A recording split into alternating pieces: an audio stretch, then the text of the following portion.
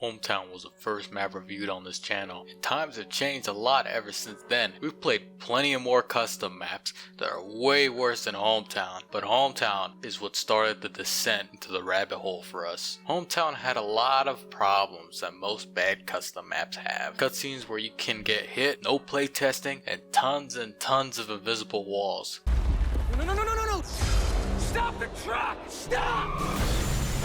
There are so many bugs in this campaign that I managed to beat it solo by exploiting the entire thing. Flying ammo packs, random jump scares that bug out, AI pathing thrown out the window. About the only thing that's good about this is the visuals, which are drowned by the amount of tanks that spawn every 2 seconds. I'm going to apply this now to every single map, that way I don't mention it 10 times in a row. All these maps just ignore the bot pathing and just smash the idea of having AI companions with you. If you do not have bot add-ons, you will be soloing all these maps without your friends. The original version of this map is now gone, deleted, and is now lost Left 4 Dead 2 media. Even the remake made due to the complaints I made only makes you realize the map has deeper problems. And the random tank spam wasn't the only thing hiding those issues. Zombies spawn right before your eyes, tanks hard scripted in, infinite hordes with 0 ammo piles, and single pickup weapons. Not to mention the special infected themselves spawn before your eyes. With artificial difficulty comes with easy exploits due to bad map design. There are so many little god spots around the map that it completely decimates the difficulty in this map. And without the difficulty, this is just like a clown with no clown suit. There's no story, no flow. The map is fighting itself with its serious ambience mixed in with the goofy popping zombies and jump scares. It's gone now, but before the remade version of this map came out, there was a tank with modified health, around 50k HP. I never saw this before. This map would force you to kill this tank by enclosing you with invisible walls,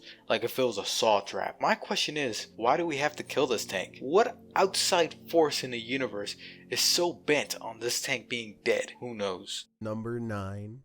Cold case. We already know how bad the Left 4 Dead 2 version is, but the Left 4 Dead 1 version is beyond saving. For one, it changes the balancing, straight up nerfing the survivors with no compensation, horrific recoil, slow healing, and nerfing the amount of healing done when using a health kit. I'm not sure why people try to rebalance Left 4 Dead 2. It's already balanced enough. There's a story there, but it's pretty clowny, with the main narrator being Jay. I was able to hold off most of the infected with my fists. Yeah, that's right, Jay's is in this map. The map puts text over certain parts when you're exploring. It tells you how the survivors feel, which doesn't make sense because they're scared according to the map, yet smash a zombie's head in with a guitar 2 seconds after that. And it doesn't end there. This map is riddled with random trolls and beginner traps. Cutscenes where you can be attacked while watching them, even killed. Then randomly they'll reuse an entire section of the original campaigns. The map itself is confusing to navigate through. Like the first chapter when you slide down a laggy slide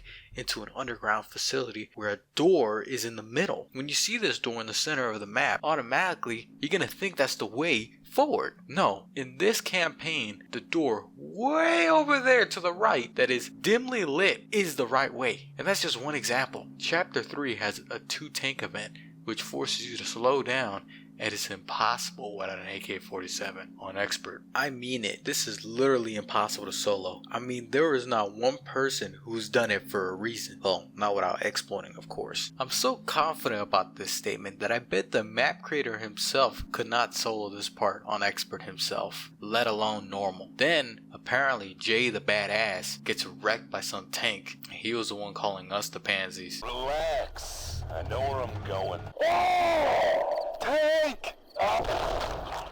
God damn it. There's a major plot twist at the end that apparently explains that the president was behind all of this. Everything's under control. They never suspected a thing. I have the cure. It'll be in your hands by the end of the day. I expect my final payment in 1 hour. No, thank you, Mr. President. I mean, how cliche can it get? Number 8. Cave Tour is a series of maps that borderline between troll and real map. The maps are pretty difficult, not really as bad as the other campaigns on this list. My biggest issue with this campaign series is the name of the maps, Cave Tour, yet almost each campaign takes place everywhere but in a cave. The first map being one of the most egregious examples of this. We go through a farm, a castle, and a hotel, with the last chapter only having a whopping 40 seconds of cave in it. It's like if Silent Hill 2 only had 40 seconds of Silent Hill. Meanwhile, the rest of the campaign was set in Florida. And this is the problem throughout the entire series. It doesn't get better. And the final entry of the series has the worst soundtrack I've ever heard in a custom map.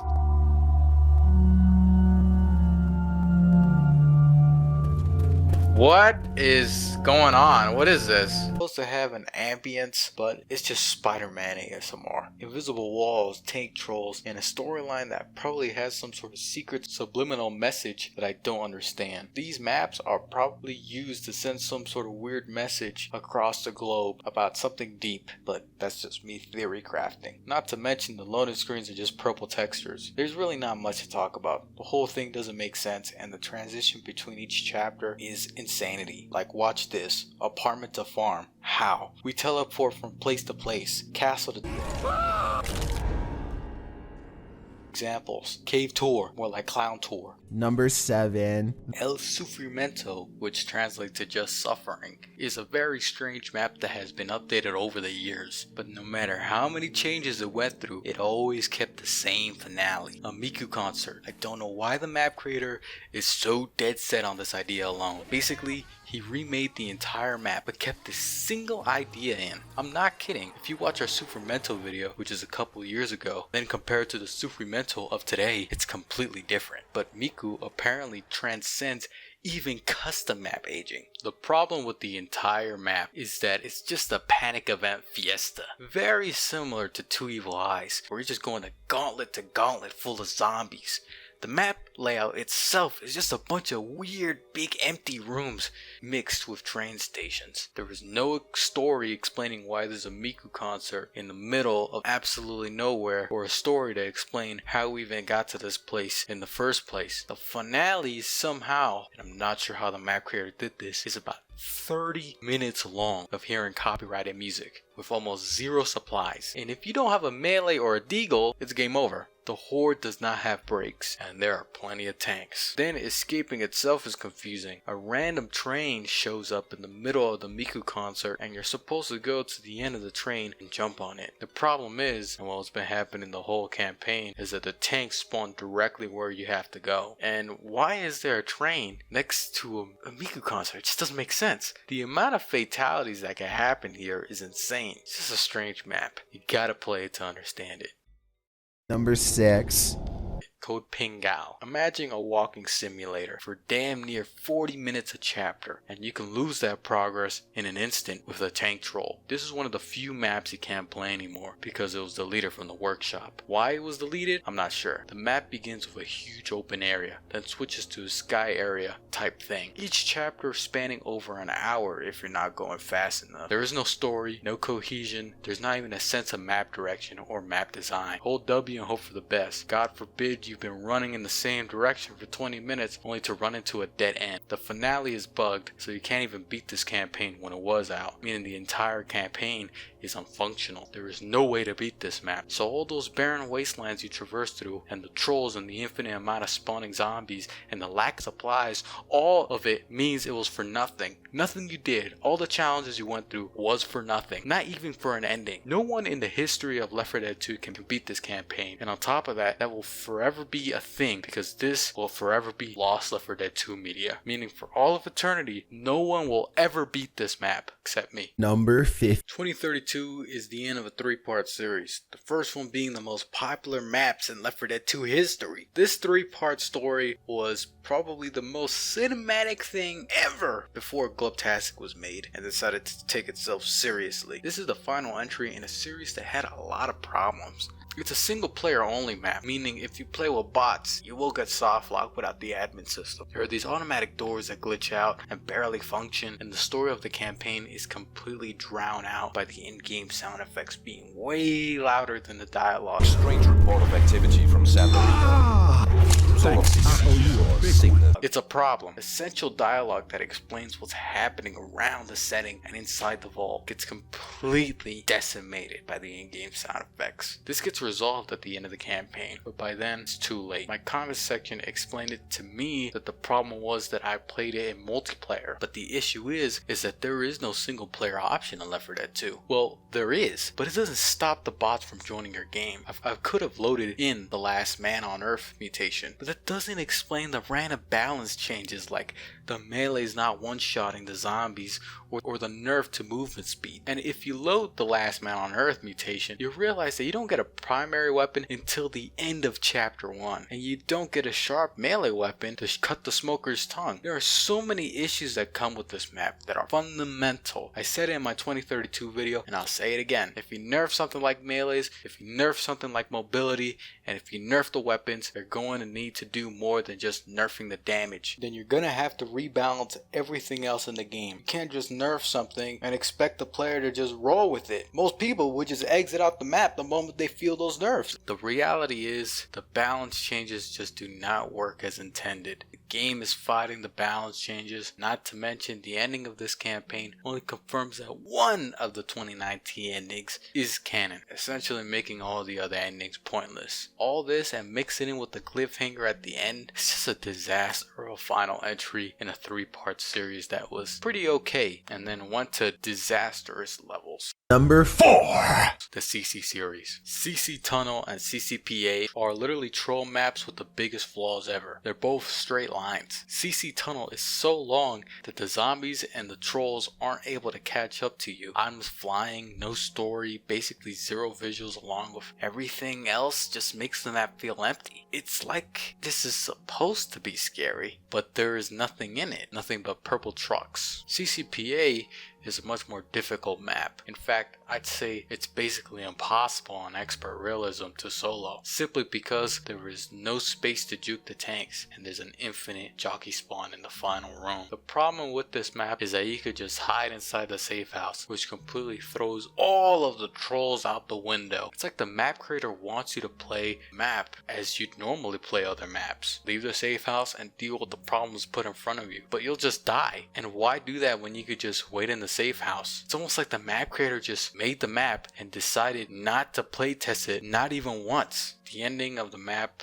makes even less sense. It's just a crappy portrait of a girl. Number 3. Arizona. Where other maps just destroy Left 4 Dead 2 gameplay, this map doesn't do anything. Like, there's nothing. No zombies, no guns, not even the bots move. There's 2 chapters to this, but you can't even get to the second chapter without selecting it in the chapter select screen. There is this big desert area with literally nothing in it. And well, there's an RV, but you can't even interact with it. Not even bullet holes exist in that RV. It's like it's there, but it's not there at the same time. There's a car and a tower in the distance, which the tower is out of bounds and the car has zero purpose. There is no story, there's crappy shading and squared like black holes, and there's no gameplay. And before you say it was made for visuals only, even if we were to categorize it by that genre, the only competitor it has is Under, which Under blows this map out of the water. It's not even bad, it's just nothing, and that's worse than bad.